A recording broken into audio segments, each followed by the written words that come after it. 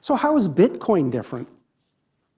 Well, it's completely a virtual currency. It has zero intrinsic value, so it's not like gold or salt or stuff like that. It has no, it's not like you could, if you were stranded on an island and you had some Bitcoins in your pocket, I mean, you're gonna starve, okay? Mind you, if you're stranded on an island with a block of gold, you're probably gonna starve too, but you know. It has no legal backing, so it's not legal tender. The second main property is remarkable, in my view, is the complete absence of any central authority. There's no central bank to manage the money supply. There's no select intermediaries you go to process payments. And the hope of this program is twofold. One, it's the hope to, you know, basically slay the inflation dragon that occasionally afflicts centrally, you know, banks with countries with central banks. The goal is to achieve some semblance of long-run price level stability. And two, to drive transactions costs down to basically zero. So that, like I said before, one day sending money to anyone in the globe would be as simple and as costless as sending an email. Okay, so that's the vision. Let me describe now a little bit about the nuts and bolts about how Bitcoin works, or at least how I understand it works. The first thing you do is you go to the internet and you download this computer wallet, and it's free. Okay, you get an associated application that manages the wallet. This wallet is an encrypted computer file where your Bitcoins are stored. This wallet can live in almost any physical device. It could live in your computer. It could live on your USB drive. Some people have taken Bitcoins and embedded them in real physical coins. And some people have gone so far as to embed the Bitcoins in paper, ironically. So any physical device. Your identity is disguised, okay? So in that sense, it's like having some sort of post office box. And something that's important, the content of every wallet is publicly observable. Now that sounds weird, but that's what is true. So even though your wallet, the identity of your wallet is not known, you know, think of your wallet as a post office box with a slot where people can put money in, but only you have the key that you can take money out, but it's kind of transparent. Everybody can see how much money is in it. And you know, people could potentially own multiple wallets. There's nothing to prevent you from creating hundreds of wallets if you wanted to.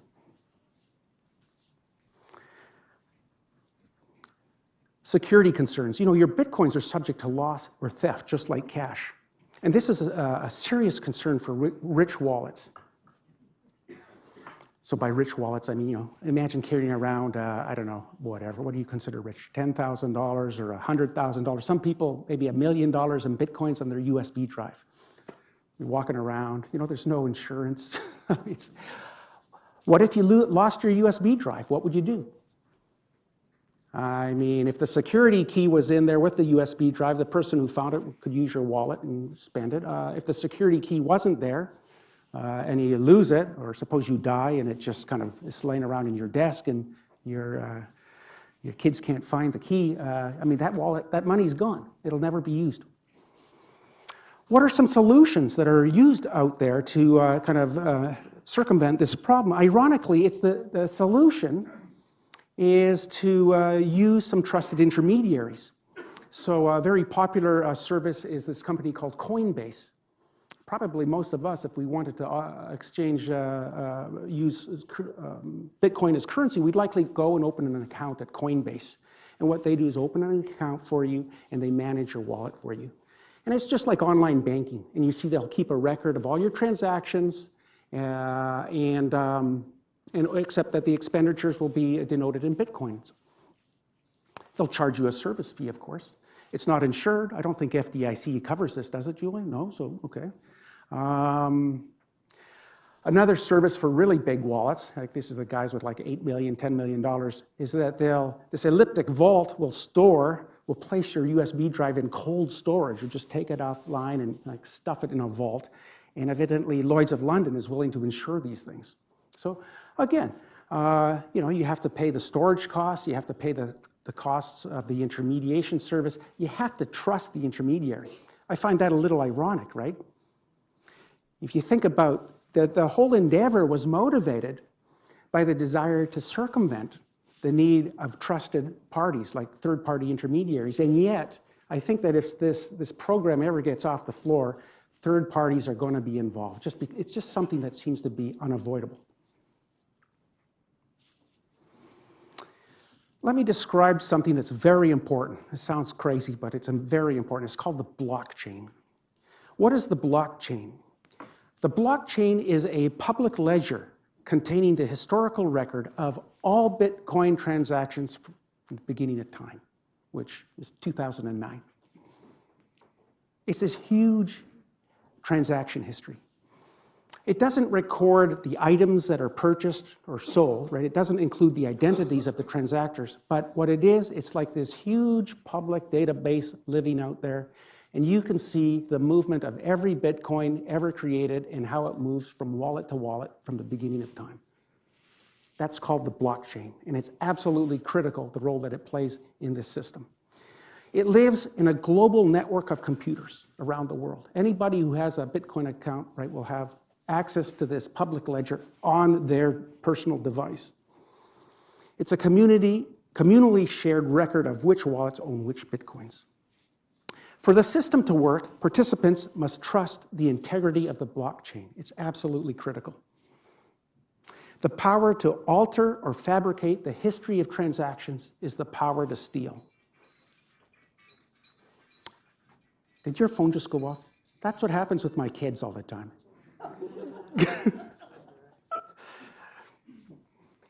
Okay, so from the perspective of just the retail user like you or me, if we were to actually use Bitcoin, it'd be very much like just doing online banking. What's different is that there is no single agent at the other end or a bank to process the payment. So, I mean, how does the payment get processed? Well, that's where these miners come in, these so-called miners. The record keeping, that is to say how wallets are debited and credited, is performed by volunteers. I'll put that in quotes. I'll describe it a little more in a bit.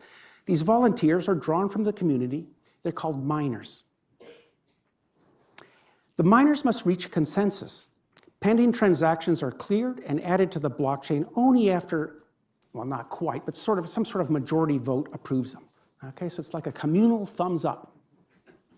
You send out your request, you broadcast your request. I wish to send my Bitcoin from this wallet, and I want to send it to that wallet. That request is broadcast to the community. The miners kind of mull it over, and they either go a thumbs up or thumbs down. If it's thumbs up, they take that, they execute the payment, they add it to the blockchain, and that's how it works. And that's how the blockchain just evolves over time. I thought it was interesting, actually. This Bitcoin idea of communal record keeping sounds like this amazing innovation, but in fact, it made me think about something that's actually very ancient. It's a very ancient sort of idea, this idea of communal record keeping of public data, of a public data bank of virtual credits. I mean, from my reading, of very primitive economies, think of old hunter-gatherer societies, right? You'd have a hunting party would go out and they'd go to try to bag a stag or something. And, some members of the party are more skilled than others. Some members are willing to work harder than others. But, they go out, somebody bags the stag, and what happens? Everybody knows who made the kill. And this becomes part of the communal data bank in everybody's mind. It's like this communal file and sharing program, right? And so, the successful hunter comes back to the village and he draws on that credit, right? I mean, the villagers know who's bringing home the bacon, so to speak. Maybe he gets the prime cut. Maybe he gets his, an extra service. He gets his house cleaned. I mean, he gets stuff done. In a sense, he's using his virtual credit to purchase goods and services from his community members.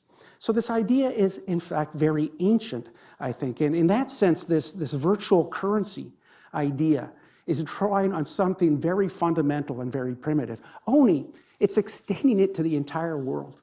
It's making it like a global phenomenon instead of, in the past, these local communities. The most critical and difficult to understand part of the Bitcoin protocol, in my view at least, is how it prevents the miners from exploiting the system. I mean, if the miners could be trusted to do the record keeping, I mean, it's a no-brainer. But of course, the whole protocol is built on the premise that you can't trust anyone. I mean, these miners are just regular folk. They have no history, they have no reputations, they're just anonymous users, right? We have to, built within the program has to be a set of incentives that makes the miners do the right thing. Exactly how that works, maybe somebody can explain it to me, but I think you need 3 PhDs. One in computing science, one in cryptology, and possibly even one in game theory to understand how potentially people would game the system. I mean, really to have a deep understanding of how that works. Now that we're on miners, I want to just take a little sidestep here and just describe this mining thing here a little more. I mean, I think the word mining is a little bit unfortunate. I don't know where it came from, but, well, I guess I do, but it's a misleading analogy. And we think of, you know, the fellow up there, he's got his mining cap on here. You're mining for Bitcoins. You're like, right? Well, not really. I mean, think about real gold miners, gold miners. What are they producing? Gold miners are rewarded for producing gold. Right? You'd think that, then, well, therefore, Bitcoin miners must be rewarded for producing Bitcoins. No, that's not true. Bitcoin miners are not rewarded for producing Bitcoins. They are rewarded for their record-keeping services. They just happen to get paid, in part, with newly created Bitcoins, but they could be paid anyway. I mean, for example, gold miners often get paid in US dollars, right? Gold miners don't necessarily get paid in gold. So Bitcoin miners get paid for the services, the auditing or bookkeeping or record-keeping services, however you want to call it.